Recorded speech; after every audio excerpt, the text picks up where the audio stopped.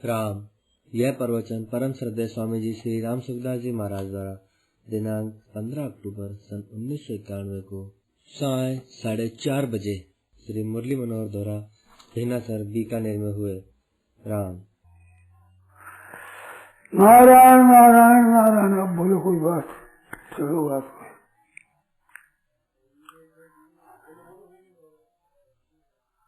कोई मत से बात पूछ प्रसन्न लो। हाँ जी। अच्छा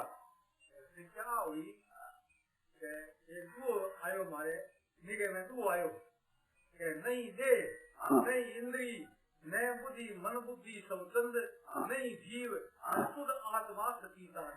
ठीक ये वास्ते पैपा लिखे है कि धीरे माने भाई जीव ना ही कोई है ही नहीं। संख्या होगी मारे ईश्वर अंत जीव बन्यासी चेतन अमल सहज सुखरासी। जीव तो बोले दिखा दिखा बाकी और जीव ना हो कोई वस्तु ही नहीं है। ठीक है, ठीक है, एकदम ठीक है। ये जहाँ की बात कहते हैं ना, वहाँ स्थित होने से वो समझ में आएगी बात। मानो हम नीचे रहते हुए पर्वत के ऊपर की बात को देखेंगे कैसे? ऊपर की बात को देखते तब ही जब हम वहाँ से पहुँच जाते हैं तो जिस शब्द का अर्थ हम जानना चाहते हैं तो उस शब्द की जहाँ से उत्पत्ति हुई है, जहाँ से वर्णन हुआ है, वहाँ हम पहुँचे तो ठीक समझ जाएंगे। हम तो बैठे हैं नीचे, दूसरी बात समझे तो वहाँ दृष्टि पहुँचते नहीं। इस बात शंका होती है। उस स्थिति में होने पर स्थिति नहीं होती।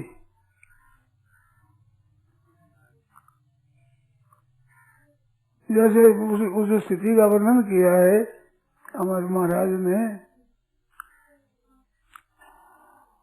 कि जीव शिव मिल एकटे रहे निरंतर छाए। जीव शिव एक हो गया। जीव शिव में तो जीव कहाँ रहा? जीव शिव मिल एकटे रहे निरंतर छाए। हरिया ब्रह्मानंद में ना कोई और समाये, और कोई समाता ही नहीं वहाँ। प्रेम गति अति सांकड़ी जा में दो न समाये। कैसे भाई? मैं था जो तू था तो मैं नहीं, मैं तू ना है, मैं तू दो नहीं रहता। जो उसमें समाते ही नहीं। अति सांकड़ी गली है, अति सांकड़ी गली है, उसमें दो नहीं जमा सकते। जीव कैसे रहेगा? आप तो जीव को कहते हो। संतन का न को रस भोगी, न को जीवन आरा, न को आप न कर दो जवारा, न कोई विष्णु ब्रह्मा, न कोई नगेशं, न को आदि शक्ति, न कोई महेशम, न को जीव, न को कहते हुए न को सुपन जागे, न को सुखपति, न को सुपना है ना जागृत है, न को सुपन जागे, न को सुखपति, न को पद तुरिया, तुरी पद भी, न को मोक्ष मुक्ति, मोक्ष भी नहीं, मुक्ति भी नहीं है। बताओ जीव की बात कहते हो। न को स्वप्न जागे, मानो स्वप्न जागृत, ऐसा अवस्था होने से भी किया। न को स्वप्न जागे, न को सुखपति, न को बुद्ध तुरिया, तुरिय पद, न को मोक्ष मुक्ति, न मुक्ति है न मोक्ष है। बताओ। अब ऐसा अगर लिखते हैं कि जू देखा क्यों मैं कहा, कान में रखी का है, किसी कान नहीं रखी, किसी कायदा नहीं रखा है। यूं देखा क्यों मैं कहा, कान में राखी खाए। हरिया परचा नाम लगा, तन मन भीतर पाए। द्वारक में पावक बसे, जो आत्म घटमाए। हरिया पर में घृत है, बिन मछिया को सुनाए। यूं देखा क्यों मैं कहा, कान में राखी खाए, किसी कान नहीं रखी, देखा देखा उसे कहा। तो उस स्थिति पर होने से उसका पता लगता है जीव कहाँ रहेगा बेचारा। अच्छा, दूसरी बात एक और बताऊं, बहुत साधारण। जैसे कोई एक ब्राह्मण है, पंडित से जनेऊ लेता है, उसको गुरु मानता है, तो जनेऊ लेता है, मंत्र लेता है, तो उसको गुरु मानता है। और उनका शरीर न रहे तो उसके पुत्र को ही गुरु मानता है। उसका तो पुत्र होता है, उसको आत्मा भी जायते पुत्र, पुत्र उसका ही स्वरूप है। तो उसका स्वरूप और गुरु की तरह उसकी पूजा करता है। तो गुरु तो नहीं रहा परंतु पुत्र रहा, तो पुत्र भी आत्मा है, गौणात्मा, मुख्य आत्मा और अन्य आत्मा, ऐसा वर्णन आया है। तो गौणात्मा है, आत्मा है, गौणात्मा है। अच्छा, दूसरी बात बताऊं, स्त्री होती है वो अपने माँ बाप भाई बंधु भतीजे कुटुंबी जितने हैं सबको छोड़ करके और केवल पति के ही अधीन हो जाती है। एक ही धर्म, एक व्रत निर्माण, काय वचन मन पति पद प्रेमा। और गोत्र भी उसका नहीं रहता, गोत्र भी पति का ही हो जाता है। जो बाप के गोत्र से जन्म भी, बाप से माँ से, वो गोत्र भी उसका नहीं रहा। गोत्र बदल जाता, गोत्र है, प्रवर है, शाखा है, ये सब बदल जाती है। सब बदल करके और उसी के गोत्र की हो जाती है वो, तो फिर उसी गोत्र का ही होता है। उसे लड़का जो होता है तो किस गोत्र का होगा? वो माँ के गोत्र का होगा, बाप के गोत्र का होगा, अथवा दो गोत्रों का होगा। मेरी बचपन की बात यही बताऊँ आपको।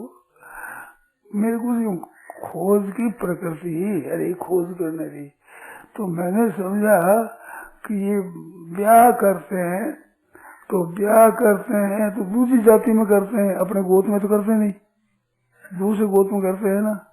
ब्राह्मण क्षत्रिय वैश्य शूद्र सब जातियां तो गोत्र में करते हैं। तो पत्नी का गोत्र दूसरा है, पति का गोत्र दूसरा है, तो अब लड़का किस गोत्र का होगा?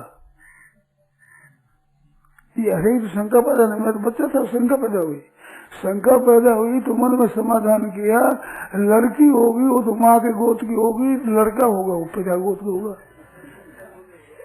ये हमने समाधान किया। तो सही थोड़ा ही है क्या? सही है ये?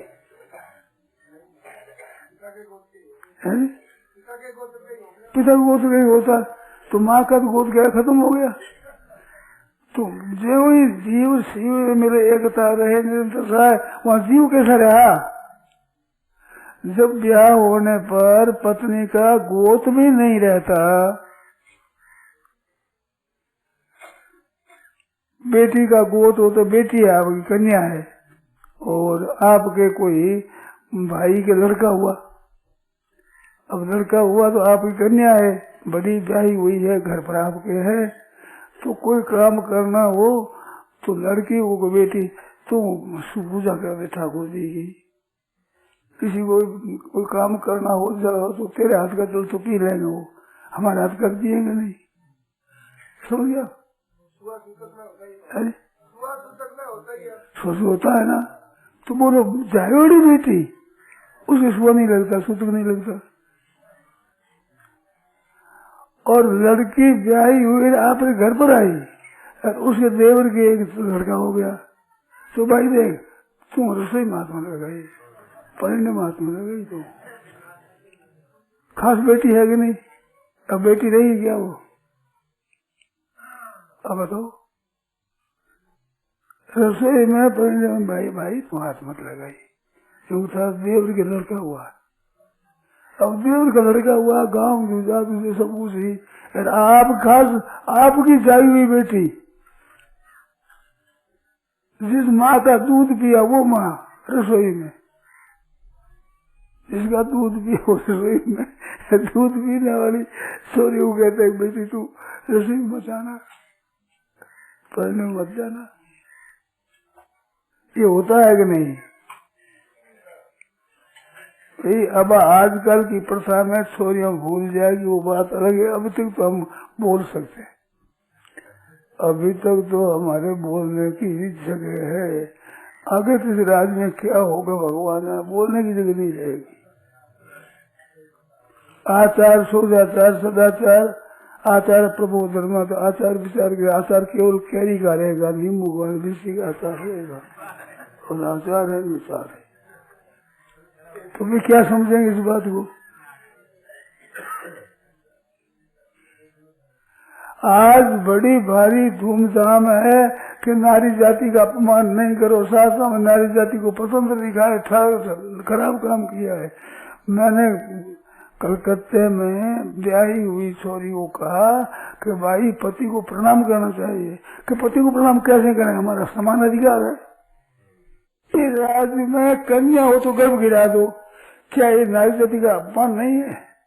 घोर हमारी जाति के संरक्षक बने हैं कि भाई नारी जाति है जो पुरुष जाति को प्रणाम क्यों करें, कि उनमें कमी क्या है? तो बरोबर है, बरोबर है। जन पे लड़की गर्भ में है, परीक्षा करो लड़की है तो गर्भ गिरा दो। आप विचार करो, खुला बोलो, आपकी मर्जी हो जो खुला शंका करो, क्या ये नारी जाति का अपमान नहीं है? क्या घोर अपमान है। अगर नारी जाति के हिमायती बने तो कानून ये है, उत्तर भविष्य का कोई अथवा खंडन करो, मेरे सामने प्रश्न दो।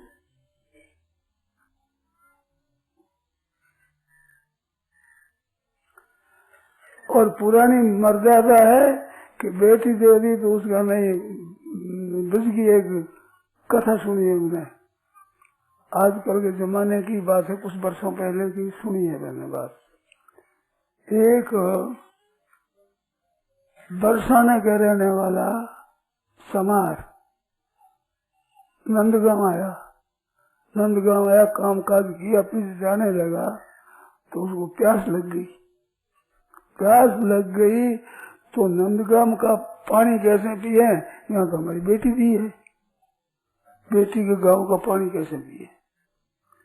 तो काम धंधा किया, प्यासे ही चला वहां से।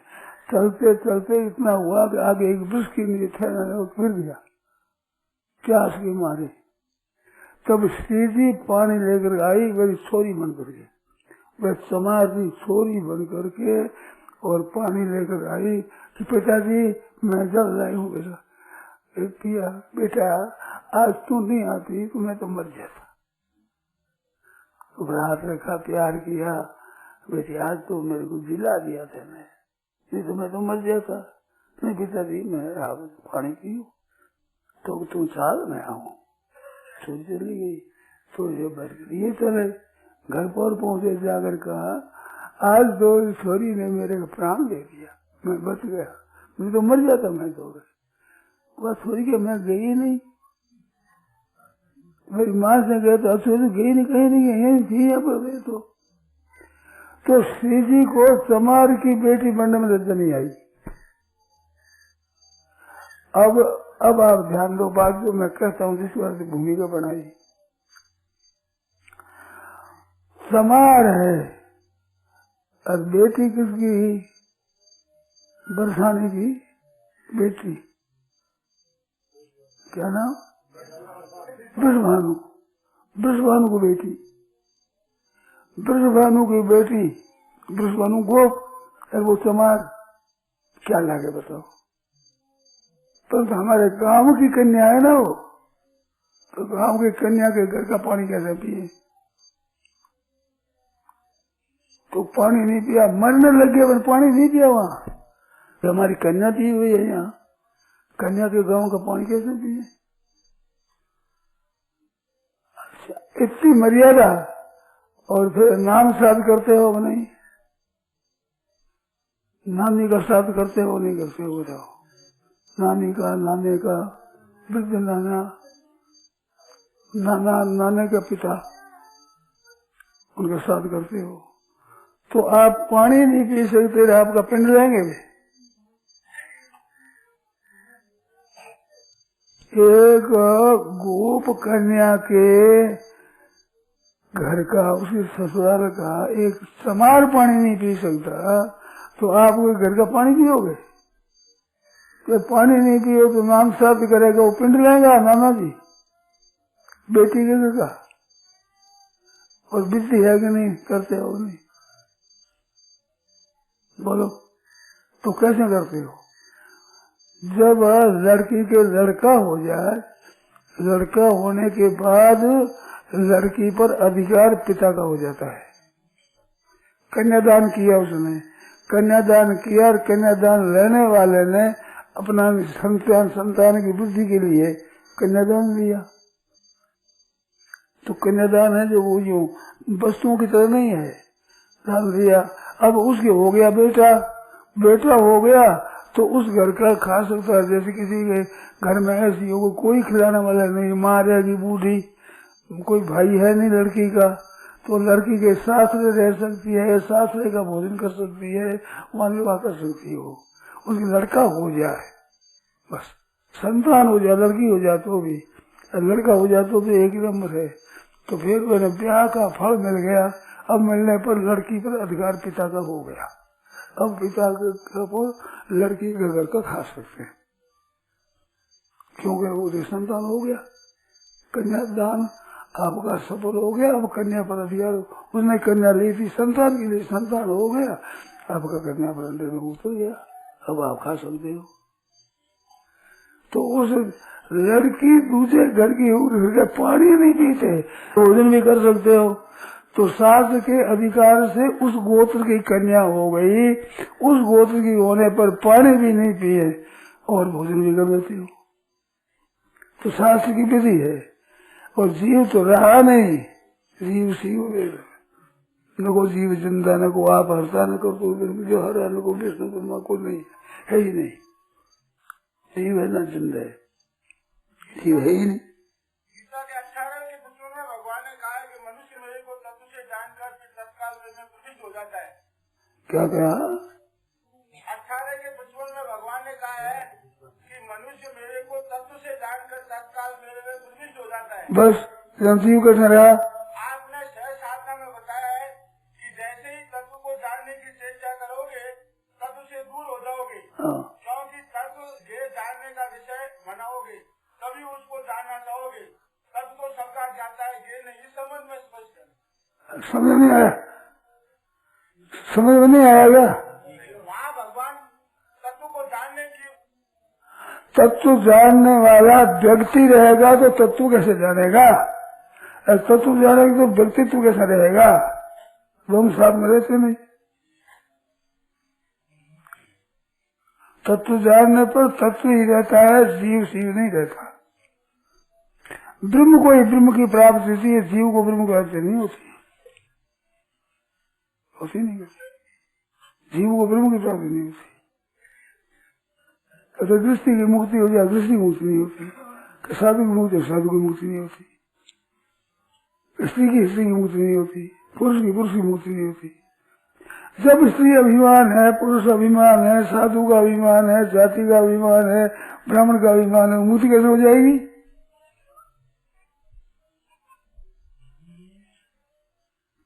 इस बात को वो समझा नहीं, समझ पता नहीं, प्रश्न करने वाला। मुक्ति होगी, जो बंधन में मुक्त है उसी की मुक्ति होती है, बंधन की मुक्ति होती ही नहीं।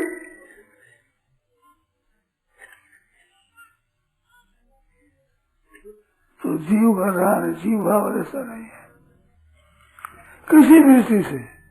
ये व्यवहारिक दृष्टि बताई आपको, गुरु चेला की बात बताई, कन्या की बात बताई, इन बातों में वो अपना मैंपन नहीं रहता। निर्ममो निरहंकार है, शांति मरी गच्छति। निर्ममो निरहंकार, तो अहंकार नहीं रहता। अहंकार जीव तो अहंकार ही, और क्या है? अहम मैं हूँ, यही तो जीव है। निर्ममो निरहंकार सम दुख सुअक्षमी अहंकारम बलम दर्पम कामम क्रोधम परिक्रम विभुच निर्मम शांतो ब्रह्मभूयाय कल्पते। ज्ञान योग से निर्मम निर्महंकार, भक्ति योग से निर्मम निरहंकार, कर्म योग से निर्मम निर्महंकार। निरहंकार रहा जीव कैसे रहा? जीव अहंकार से है, तो वहाँ मुक्ति में जीव नहीं रहता। जीव होता है, आता है, जीव नहीं रहता। कन्या शास्त्र के गोत्र की हो गई, अब वो अपने पिता के घर पर रहती है तो काम नहीं करती है क्या? ऐसे व्यवहार की बात बताना। एक भाई यहाँ से चले किसी मुसाफिर के लिए, जाने के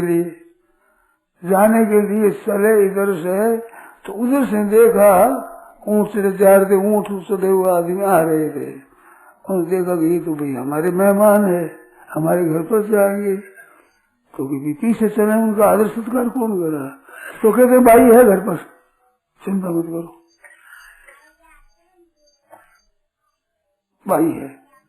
ऐसी योग्यता वाली भाई है बेटी, उसका भरोसा है अब चलो भाई है घर पर।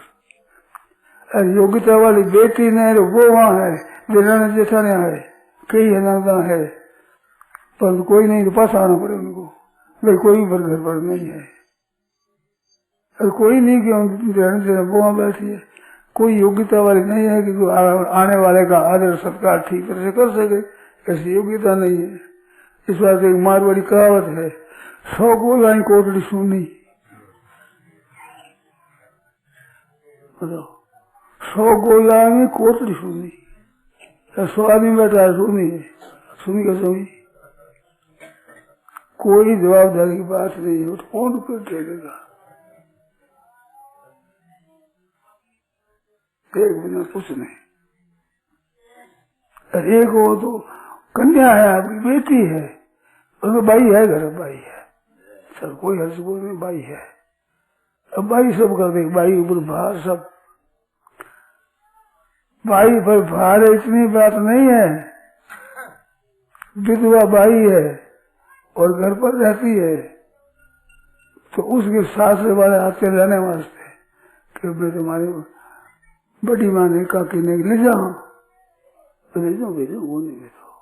मार तो मारी जगह है, कोई काम हो तो भाई ने पूछो, गाय बलद लेना हो तो भाई ने पूछो, बिक्री करना हो तो भाई को पूछो, कोई काम करना हो तो भाई को पूछो। ऐसे कर हमने देखे, होता है कि नहीं। मुनीष जी ने पूछो, आजकल मर्यादा तो आज मर्यादा भ्रष्टी हो रही है आज तो, नहीं तो बड़े घराने की, अच्छे सेठाने घराने की स्त्रियां, ससुर नहीं रहा, बूढ़े मुनीम जी है, तो बाहर कैसे जाऊं, मुनीम जी बैठे, आप तो ससुर की कायदा नहीं रखते। ये बात आपके रिवाज की है, ये बर्ताव की, मुनीम जी बैठे हैं, नहीं जाते, मुनीम जी बैठे। और मुनि जी की सब चिंता, लड़के मरा मुनिम को पूछे मैंने काम नहीं करते, मुनिम हो गए बूढ़े, वो कहा मुनि जी को पूछे, मुनि जी को पूछेंगे, अरे मालिक तुम हो मुनिम है, वो तो नौकर है, और नौकर इतना है जो मालिक की तरह है, वो उनसे पूछ कर काम करेंगे। ऐसे घर आदमी को देखा है मैंने, नौकर को पूछ कर करते हैं, नौकर ना कहते तो ना हो जाता है, वो जैसी हो घर वाले मालिक कुछ नहीं करते, तो उनका वो कायदा नहीं रहा अब नौकर का, अब मालिक की तरह हो गया। शेर जी ने कहा था, शेर जी ने कही थी बात कि गीता प्रेस का जिसके विचार अधिक हो जाएगा वो गीता प्रेस का मालिक हो जाएगा, जिसके भीतर में लगन हो जाएगी, अपनापन सब कुछ हमारा सब दे दूं कर दूं ऐसा, तो मालिक हो जाएगा, हो ही जाएगा। ऐसा नहीं है तो क्या किया जाए, नहीं तो उसके पूछे काम नहीं कर सकते, बड़े बड़े ट्रस्टी कोई काम नहीं कर सकते, वो पूछना पड़े, पूछे हुए कह कैसे किया तुमने, तो भूल स्वीकार करेंगे, माफी मांगेंगे, तो कहाँ पर रहा वो नौकर पड़ा कहाँ रहा, वो आदमी बिराना है कहाँ से रहा, घर का हो गया। ऐसा हो जाता है, ऐसा होता है, तो जीवपना है वो मिट जाता है, जीवपना वो नहीं रहा। ब्याह करने पर वो कन्या वो आपकी नहीं रही। मैं तो बहुत सारा उदाहरण देता हूँ, आप तीर्थ यात्रा जा रहे हैं तो सोरी है अपने घर पर है बेटी, वह कहती मैं चलूंगी, माँ और बाप दोनों जावे तीर्थ यात्रा, तो बच्ची का सलाई मन तो मैं भेजूंगा, तक भाई तेरे को नहीं ले जाएंगे, तेरे ससुर को पूछेंगे, बेटी आपकी ससुर है उसको पूछ कर ले जाएंगे, वो हुक्म दे तो खर्चे की कोई बात नहीं, खर्चा लगे करे ले जाना करना तीर्थ यात्रा सब हम करा लेंगे, पर भाई तेरे ससुर के पूछे बिना नहीं ले जा सकते। बोलो बेटी आपकी, कर पूछो ससुर को, अब आपकी नहीं है, अब जी पर आई, ब्याह होने पर बेटी अपनी नहीं रही, अब शास्त्र की हो गई हो। इस तरह से जीव अपना कैसे रहेगा,